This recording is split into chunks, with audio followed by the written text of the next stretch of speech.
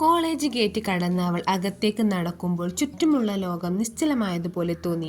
വെളുത്ത നിറവും തികച്ച വടിവത്ത ശരീരഭംഗിയും അതിനെയെല്ലാം വെല്ലുന്ന മയിൽപീലി പോലുള്ള കാന്തക കണ്ണുകളും. പേര് അനാമിക, ഡിഗ്രി 1ാം വർഷ വിദ്യാർത്ഥിനി.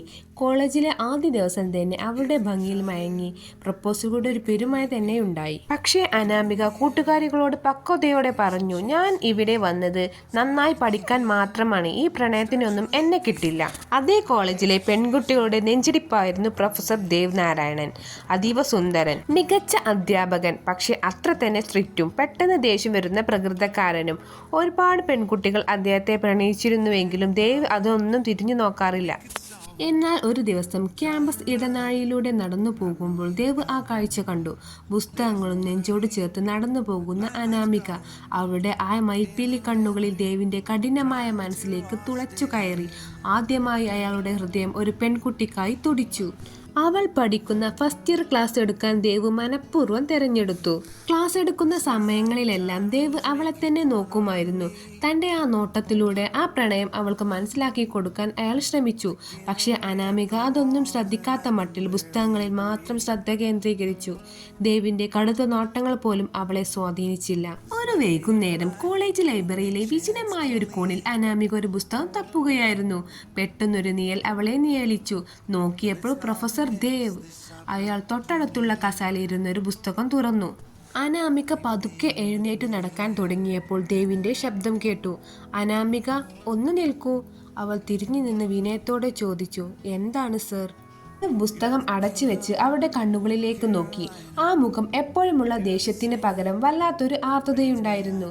നീ എന്താണ് എൻ്റെ നോട്ടങ്ങളിൽ നിന്ന് ഒളിച്ചോടുന്നത്? ക്ലാസ്സിൽ ഞാൻ നോക്കുമ്പോഴെല്ലാം നീ മനഃപൂർവ്വം മുഖം തിരിക്കാറില്ലേ? അനാമികയുടെ ഹൃദയം വേഗത്തിൽ ഇടിച്ചു. എങ്കിലും അവൾ സ്വയം നിയന്ത്രിച്ചുകൊണ്ട് പറഞ്ഞു, സാർ, നിങ്ങൾ എൻ്റെ പ്രൊഫസറാണ്. ഞാൻ ഇവിടെ വരുന്നത് പഠിക്കാനാണ്. അനാവശ്യ ചിന്തകൾക്ക് എൻ്റെ മനസ്സിൽ സ്ഥാനമില്ല. ദേവ് കസേരയിൽ നിന്ന് എഴുന്നേറ്റ് അവളുടെ അടുത്തേക്ക് നടന്നു. അവളുടെ ശ്വാസചലനങ്ങൾ പോലും കേൾക്കാവുന്ന അത്രയും അടുത്തായിരുന്നു അവർ. ദേവിൻ്റെ വശ്യമായ കണ്ണുകൾ അവളുടെ മുഖത്തേക്ക് തറഞ്ഞു നിന്നു. പഠിത്തം മുടങ്ങുമെന്ന് കരുതിയാണോ നീ നിന്റെ ഹൃദയത്തെ പൂട്ടിയിരിക്കുന്നത്? നിന്നെ ആദ്യമായി കണ്ട ആ നിമിഷം മുതൽ ഈ ദേവിന്റെ മനസ്സിൽ നീയാണ്. ഇത് വെറും ഒരു കൗമാരക്കാരുടെ പ്രണയമല്ല അനാമിക. എനിക്ക് നിന്നെ അത്രമേൽ ഇഷ്ടമാണ്. ദേവിന്റെ ശബ്ദം വിറക്കുന്നുണ്ടായിരുന്നു. അനാമിക ആ വൈകാരിക നിമിഷത്തിൽ തളർന്നുപോയി. ക്യാമ്പസിലെ ഏറ്റവും കണിശക്കാരനായ പ്രൊഫസറുടെ കണ്ണുകളിൽ തനിക്കായി പ്രണയത്തിന്റെ കണ്ണീർ തിളക്കുന്നത് അവൾ കണ്ടു. അവൾ പതുക്കെ തല താഴ്ത്തി പറഞ്ഞു, എനിക്ക് കുറച്ച് സമയം വേണം സർ. എൻ്റെ ലക്ഷ്യങ്ങളിൽ നിന്ന് എനിക്ക് മാറാൻ കഴിയില്ല. ദേവ് അവളുടെ കൈകളിൽ പതുക്കെ തൊട്ടു. ആ സ്പർശനം രണ്ടുപേരിലും ഒരു മിന്നൽ പിണർപ്പ് അയച്ചു.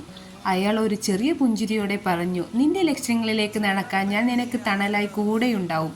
നീ സമ്മതം മൂളുന്ന ആ ദിവസത്തിനായി ഞാൻ കാത്തിരിക്കാം. ലൈബ്രറിയിലെ ആ വൈകാരിക നിമിഷം അനാമികയുടെ മനസ്സിലെ പ്രണയത്തിന്റെ വാതിലുകൾ പതുക്കെ തുറക്കുകയായിരുന്നു. പുറത്ത് വസന്തത്തിന്റെ കാറ്റ് വീശിയടിച്ചപ്പോൾ ആ മയിൽപ്പീലി കണ്ണുകളിൽ ആദ്യമായി ദേവനോടുള്ള പ്രണയം വിരിഞ്ഞു.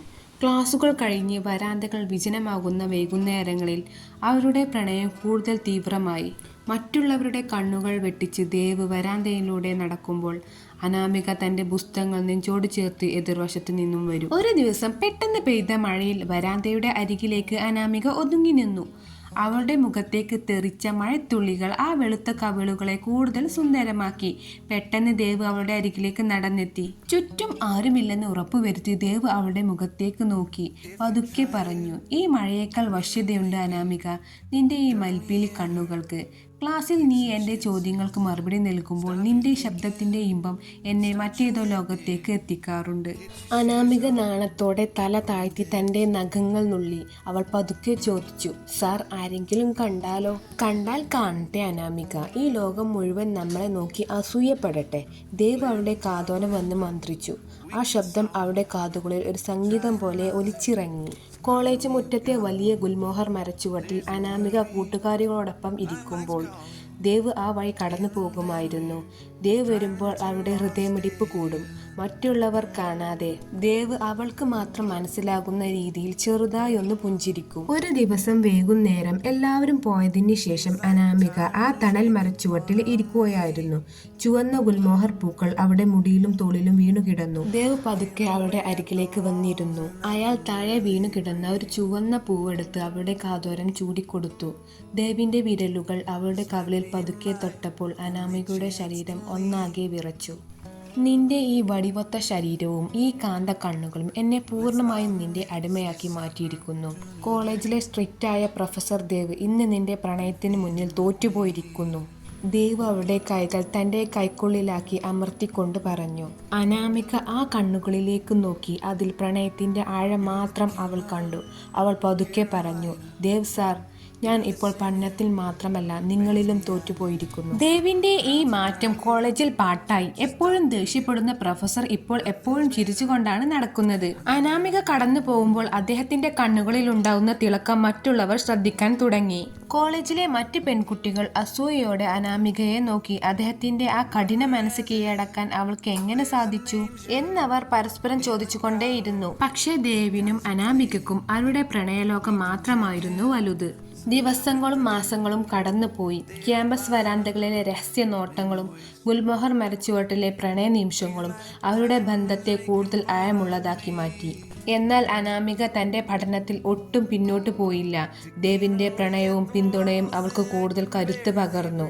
ഫൈനൽ ഇയർ പരീക്ഷകൾ വന്നെത്തി. അനാമിക കഠിനമായി പഠിച്ചു. പ്രൊഫസർ ദേവ് അവളുടെ വഴികാട്ടിയായി കൂടെ നിന്നു. പരീക്ഷകൾ കഴിഞ്ഞ് ഫലം വന്ന ദിവസം ക്യാമ്പസ് ഒന്നടങ്കം ഞെട്ടി. അനാമിക കോളേജിൽ 1ാം റാങ്കോടെയാണ് ഡിഗ്രി പാസ്സായത്. ബിരുദദാന ചടങ്ങിന്റെ അന്ന് അനാമിക കറുത്ത ഗൗൺ ധരിച്ച് ആ വടിവത്ത ശരീരത്തിന് ചേരുന്ന വശ്യതയോടെ സ്റ്റേജിലേക്ക് നടന്നു. അവളുടെ മയിൽപീലി കണ്ണുകൾ സദസ്സിൽ ഒരാളെ മാത്രം തിരഞ്ഞു, തന്റെ പ്രിയപ്പെട്ട ദേവിനെ. ചടങ്ങിൽ മുഖ്യ അതിഥിയായി എത്തിയവരിൽ നിന്നും അനാമിക സ്വർണ്ണ മെഡൽ ഏറ്റുവാങ്ങി. ആ നിമിഷം സദസ്സിലിരുന്ന് ദേവ് അവൾക്കായി കൈയടിച്ചു. പ്രൊഫസറുടെ കണ്ണുകളിൽ അഭിമാനത്തിന്റെ കണ്ണീർ തിളങ്ങുന്നുണ്ടായിരുന്നു. അവാർഡ് വാങ്ങി സ്റ്റേജിൽ മൈക്കിന് മുന്നിൽ നിന്ന് അനാമിക സംസാരിക്കാൻ തുടങ്ങി. എന്റെ ഈ വിജയത്തിന് പിന്നിൽ എനിക്ക് കൃത്യമായ ദിശാബോധം തന്ന ഒരാളുണ്ട്. എൻ്റെ കഠിനമായ തീരുമാനങ്ങളെ ബഹുമാനിക്കുകയും എൻ്റെ ലക്ഷ്യങ്ങളിലേക്ക് നടക്കാൻ എനിക്ക് തണലായി കൂടെ നിൽക്കുകയും ചെയ്ത എൻ്റെ പ്രൊഫസർ ദേവ് നാരായണൻ സാറിനാണ് ഞാൻ ഈ മെഡൽ സമർപ്പിക്കുന്നത്. സദസ്സിൽ വലിയ കയ്യടി ഉയർന്നു. വിദ്യാർത്ഥികളും മറ്റ് അധ്യാപകരും അസൂയയോടെയും അതിശയത്തോടെയും അവരെ മാറി മാറി നോക്കി. ചടങ്ങുകൾക്ക് ശേഷം ക്യാമ്പസ് മുറ്റം വിജനമായി തുടങ്ങി. അനാമിക തന്റെ മെഡലുമായി ആ പഴയ ഗുൽമോഹർ മരച്ചുവട്ടിലേക്ക് നടന്നു. അവിടെ ചുവന്ന പൂക്കൾക്കിടയിൽ ദേവ് അവളെയും കാത്തു നിൽപ്പുണ്ടായിരുന്നു. അവൾ പതുക്കെ ദേവിന്റെ അരികിലേക്ക് ചെന്നു. മെഡൽ ദേവിന്റെ കൈകളിൽ വെച്ചു കൊടുത്തു. ദേവ് ആ മെഡലിലേക്ക് നോക്കി പതുക്കെ പുഞ്ചിരിച്ചു. എന്നിട്ട് അവിടെ മയിൽപീലി കണ്ണുകളിലേക്ക് നോക്കി പറഞ്ഞു, നീ നിന്റെ ലക്ഷ്യം പൂർത്തിയാക്കി അനാമിക. ഇനി ഞാൻ എൻ്റെ വാക്ക് പാലിക്കട്ടെ. ദേവ് തന്റെ കോട്ടിന്റെ പോക്കറ്റിൽ നിന്നും ചുവന്ന വെൽവെറ്റ് ബോക്സ് പുറത്തെടുത്തു. അത് തുറന്നപ്പോൾ അതിൽ വജ്രം പതിപ്പിച്ച മനോഹരമായ ഒരു മോതിരമുണ്ടായിരുന്നു. ദേവ് അവളുടെ മുന്നിൽ പതുക്കെ മുട്ടുകുത്തി ഇരുന്നു. ആ കർക്കശക്കാരനായ പ്രൊഫസർ പ്രണയത്തോടെ തൻ്റെ വിദ്യാർത്ഥിനിയുടെ മുന്നിൽ പൂർണ്ണമായി കീഴടങ്ങി. അനാമിക, നിന്റെ പഠനത്തിന് ഇനി ഞാൻ തടസ്സമാകില്ല. നിന്റെ ഹൃദയത്തിന്റെ വാതിൽ എനിക്കായി നീ പൂർണ്ണമായും തുറന്നു തരുമോ? എന്നെ നിന്റെ ജീവിത പങ്കാളിയായി സ്വീകരിക്കുമോ? ദേവ് ചോദിച്ചു. അനാമികയുടെ കണ്ണുകൾ നിറഞ്ഞൊഴുകി. ക്യാമ്പസിലെ വിദ്യാർത്ഥികളും അധ്യാപകരും ദൂരെ നിന്ന് അസൂയയോടെയും ആഹ്ലാദത്തോടെയും ആ കാഴ്ച നോക്കി നിന്നു. അനാമിക ദേവിന്റെ കൈകളിൽ പിടിച്ച് എഴുന്നേൽപ്പിച്ചു. എന്നിട്ട് അവിടെ വിരലുകൾ ദേവിന്റെ കൈക്കുള്ളിലേക്ക് ചേർത്ത് വെച്ചുകൊണ്ട് പറഞ്ഞു, ഈ അനാമിക ഇനി പൂർണ്ണമായി നിങ്ങളുടേത് മാത്രമാണ് ദേവ്. ദേവ് ആ വജ്രമോതിരം അവളുടെ വിരലുകളിൽ അണിയിച്ചു. പെട്ടെന്ന് വീശിയടിച്ച കാറ്റിൽ ഗുൽമോഹർ പൂക്കൾ അവളുടെ മേൽ വസന്തം പോലെ പെയ്തിറങ്ങി. ക്യാമ്പസിന്റെ വരാന്തകളിൽ തുടങ്ങിയ ആ പ്രണയം ഒരു പുതിയ ജീവിതത്തിന്റെ തുടക്കമായി അവിടെ സഫലമായി. ക്യാൻറ്റീനിൽ നിന്നും ഭക്ഷണം കഴിച്ച് പുറത്തേക്ക് ഇറങ്ങിയപ്പോഴാണ് അനാമികയുടെ കൂട്ടുകാരികൾ ആ കാഴ്ച കണ്ടത്. മെഡലും വാങ്ങി ദേവിന്റെ കൂടെ നിൽക്കുന്ന അനാമികയുടെ അടുത്തേക്ക് കൂട്ടുകാരികൾ ഓടിയെത്തി. എല്ലാവരുടെയും മുഖത്ത് കുസൃതിച്ചിരിയുണ്ടായിരുന്നു. അനാമികയുടെ അടുത്ത സുഹൃത്ത് ശ്രേയ വിരലിലെ തിളങ്ങുന്ന വജ്രമോതിരത്തിലേക്ക് നോക്കി കൈകൊട്ടി ചിരിച്ചുകൊണ്ട് പറഞ്ഞു, എടി അനാമികെ, കോളേജിലെ ആദ്യ ദിവസം പ്രപ്പോസ് ചെയ്യാൻ വന്ന പാവം പിള്ളേരെയൊക്കെ നീ എന്തായിരുന്നു പറഞ്ഞത്? ഞാനിവിടെ വന്നത് നന്നായി പഠിക്കാൻ മാത്രമാണ്, ഈ പ്രേമത്തിനൊന്നും എന്നെ കിട്ടില്ല എന്ന്. എന്നിട്ടിപ്പോൾ എന്തായി? ക്യാമ്പസിലെ ഏറ്റവും കണിശക്കാരനായ പ്രൊഫസറുടെ മുന്നിൽ തന്നെ നീ ഇതാ മുട്ടുമടക്കി നിൽക്കുന്നു.